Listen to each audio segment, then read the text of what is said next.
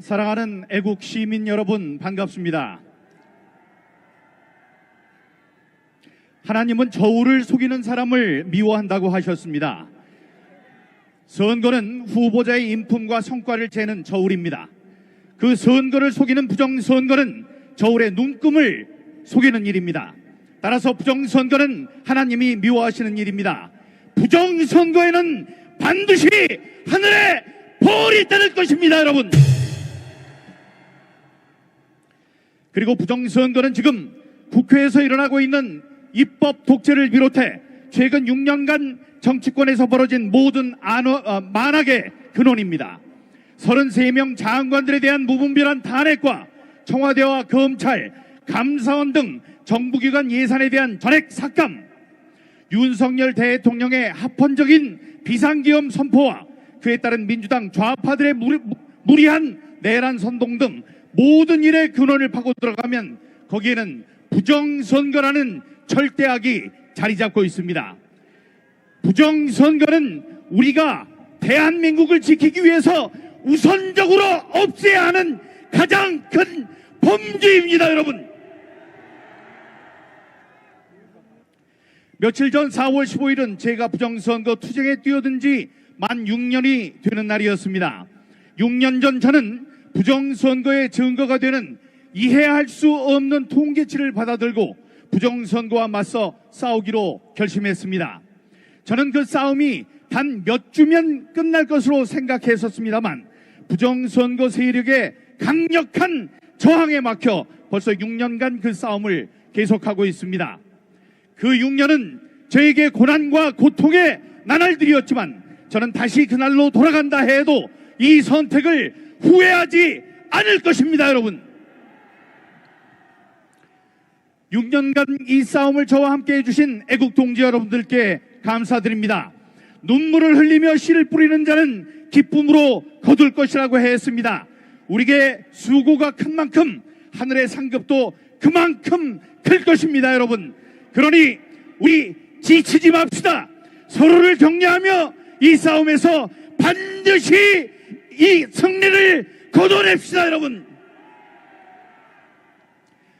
지난 6년간 싸움의 지평이 많이 변했습니다. 그 싸움은 처음은 미약했지만 지금은 강건해졌고 그 나중은 더욱 창대할 것입니다. 외롭던 그 시절의 싸움은 점점 더 큰 세력의 합세로 이어졌습니다.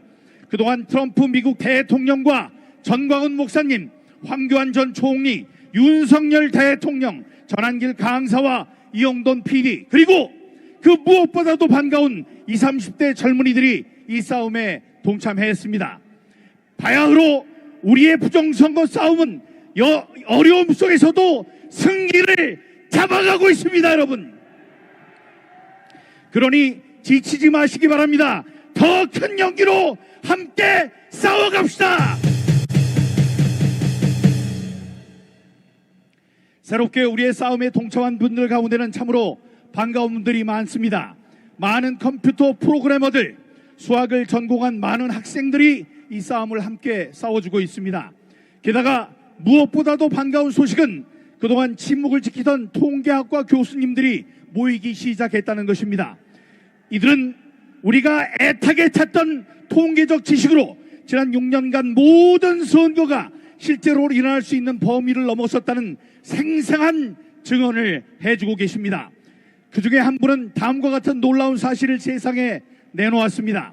여러분들께서는 혹시 이재명과 윤석열 후보가 맞붙었던 지난 20대 대선과 이재명과 김문수 후보가 맞붙었던 21대 대선의 사전투표 첫날 투표율의 추이가 놀랍도록 똑같았다는 사실을 알고 계십니까?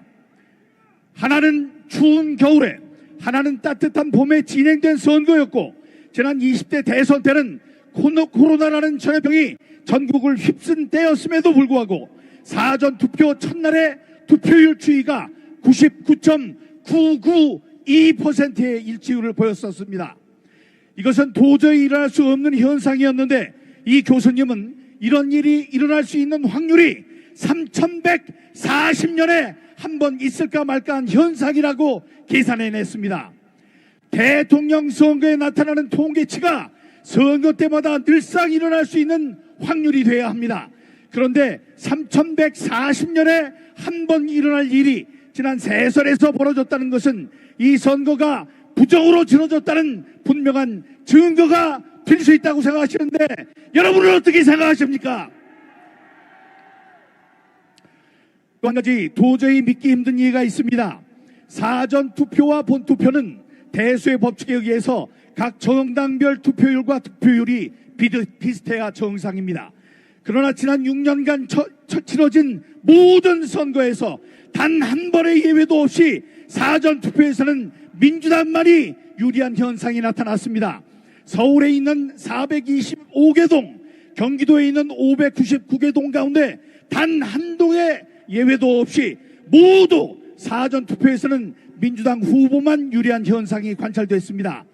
이 통계학과 교수님은 계산을 통해 이런 일이 일어날 수 있는 확률이 무려 10의 마이너스 3000승분의 1이라고 발표했습니다. 그게 얼마나 희박한 일일까요? 이것은 로또 1등에 430번 연속으로 당첨될 확률이라고 말했습니다.